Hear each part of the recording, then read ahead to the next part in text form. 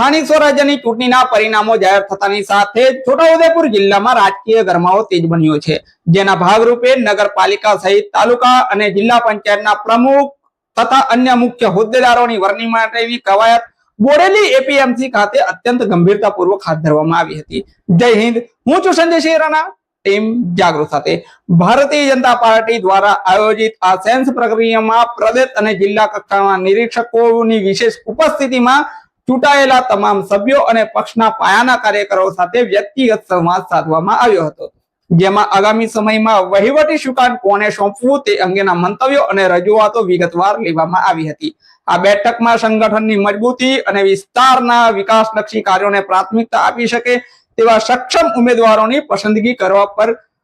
ભાર મૂકવામાં આવ્યો હતો, જેમાં મોટી સંખ્યામાં હાજર રહેલા ભાજપના કાર્યકરોમાં ભારે ઉત્સાહ અને લોકશાહી ઢબે થતા આ પસંદગી પ્રક્રિયા વચ્ચે આશાવાદ જોવા મળ્યો હતો। બોડેલી એપીએમસી ખાતે કલાકો સુધી ચાલેલી આ પ્રક્રિયા બાદ નિરીક્ષકો દ્વારા તૈયાર કરવામાં આવેલો અહેવાલ પક્ષના હાઈકમાન્ડને સુપ્રત કરવામાં આવશે, જેના આધારે આગામી દિવસોમાં બોડેલી તેમજ છોટાઉદેપુર જિલ્લાના રાજકીય ભવિષ્ય અને સત્તાના સૂત્રો કોણ સંભાળશે તેની સત્તાવાર જાહેરાત કરવામાં આવનાર છે। નમસ્કાર। આજે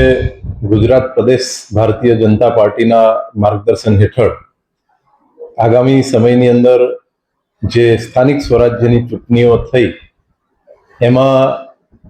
તાલુકા પંચાયત, જિલ્લા પંચાયત અને બોડેલી નગરપાલિકા એમાં ભારતીય જનતા પાર્ટીનું જે બોર્ડ છે એ બેસવાનું છે, ત્યારે એના પ્રમુખ, ઉપપ્રમુખ, કારોબારી ચેરમેન એના માટેની સેન્સ પ્રક્રિયા અમારા જિલ્લા ભાજપના કાર્યકર્તાઓ તથા ચૂંટાયેલા સૌ સભ્યો એમને સાંભળવા માટે પ્રદેશ નિરીક્ષકો